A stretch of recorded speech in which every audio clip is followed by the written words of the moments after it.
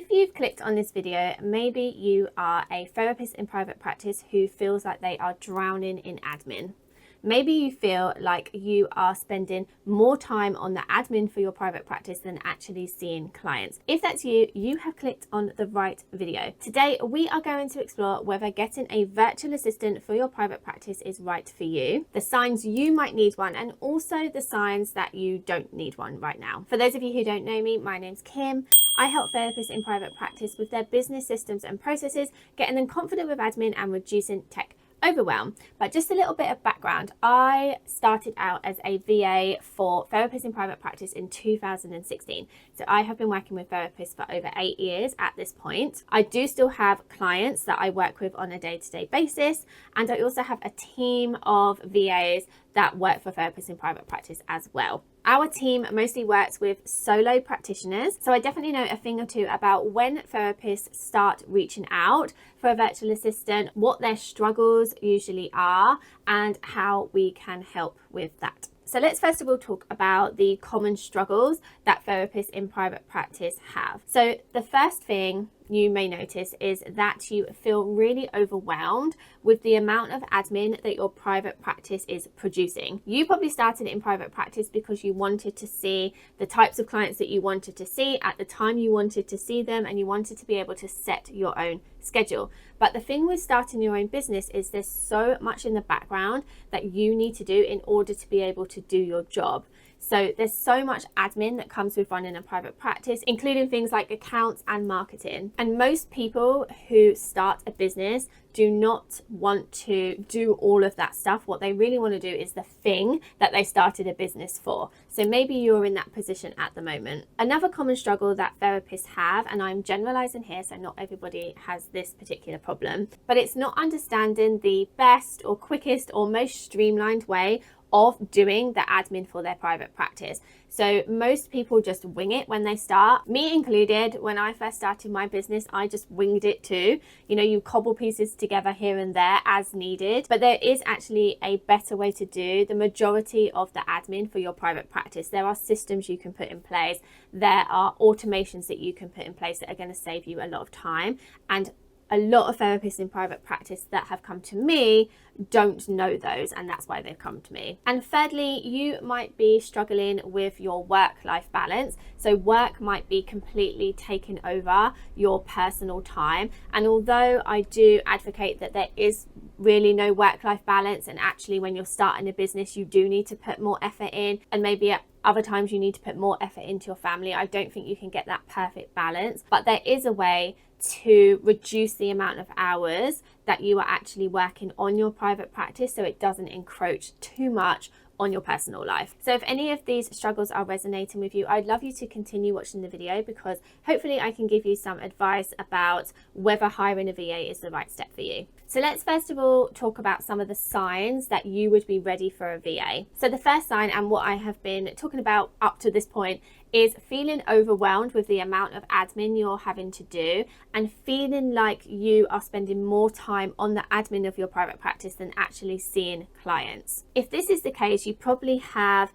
either quite a busy private practice already, or the amount of time you have to spend on your private practice is limited and you're feeling like you're wasting it on doing admin rather than seeing clients. Another sign that you might be ready for a VA is that you're turning away clients because you don't have enough hours to work with them. So maybe you'd like to work with more clients, but actually taking on one client is going to mean that you might be doing 3 extra hours a week of work, and that's something that you just can't manage at this time. You might be noticing that your personal time is suffering. Maybe you are seeing lots of clients in the day, and then you are catching up with admin in the evenings and maybe even on the weekends. So your work is really affecting your personal life, and that is just a one-way street to burnout. And maybe you know that there are big things that you want to achieve, they're big tasks that are going to help you grow, but you keep putting them off because you are bogged down in the day-to-day running of your practice. If you are experiencing any of these signs, I would say it's definitely time that you hired a VA. And I also want you to notice that I didn't mention anything about money.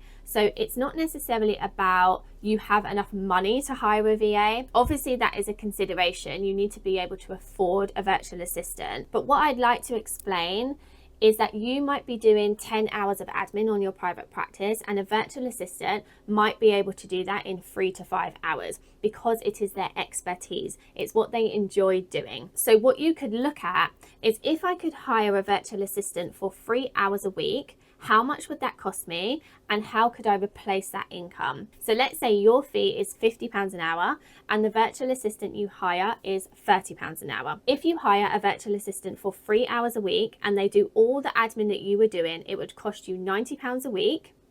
And then you would have to get 2 new clients in order to pay for the virtual assistant. The good thing is you are saving 10 hours a week anyway on the admin, and you only need to work an extra 2 hours to pay for the virtual assistant. You could then also spend any other time that you do have working towards those bigger goals, or the things that only you can do, like networking, building your referral network, writing blogs for your website, things like that, which could grow your private practice. If you're worried about what you can outsource to a virtual assistant, I do have a video which I will link here and put in the description, which tells you 8 things that you can outsource to a virtual assistant, but there are more as well. You can basically outsource anything that you don't need to personally do, and there is a lot of that within the therapy practice. Let's talk about when you might not yet need a VA. So the first one is you've just started and you have a very small caseload.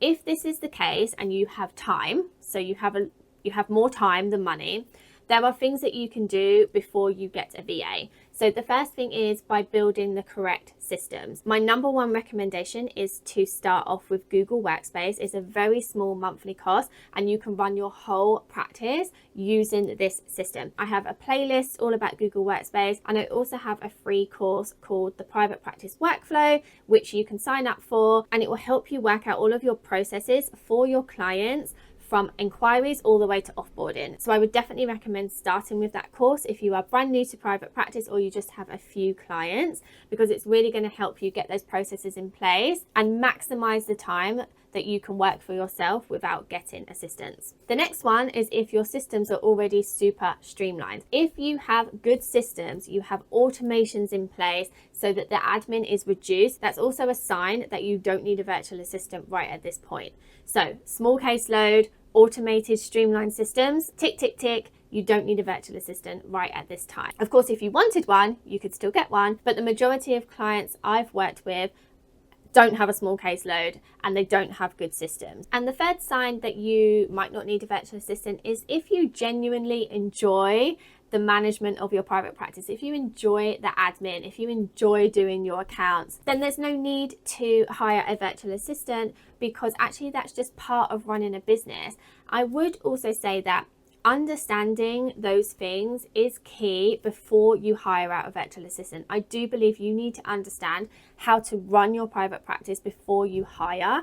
So regardless of where you are in your journey, I do think it's a really good idea to understand the foundations of running your private practice before you get help. Because if you do get help and they leave you high and dry, which could happen, you would need to know how to run your practice without them. So I hope this video has helped you decide whether working with a virtual assistant is right for you or not. I'd love to know whether you think hiring a virtual assistant would free you up to be able to see more clients, have more personal time, or work towards those bigger goals that you want to achieve. So just remember, if you're spending a lot of time on your admin and you think that there's no way you could afford to hire somebody to work all those hours, you don't have to. You can start small and just start outsourcing small tasks here and there. When I first started working for my first client, all I did was their invoicing, then I took over their bookkeeping, and then eventually I took on more and more tasks as the trust was built and as I learned the business. So you don't have to hand everything over in one go. Many virtual assistants will work for you on a pay-as-you-go model,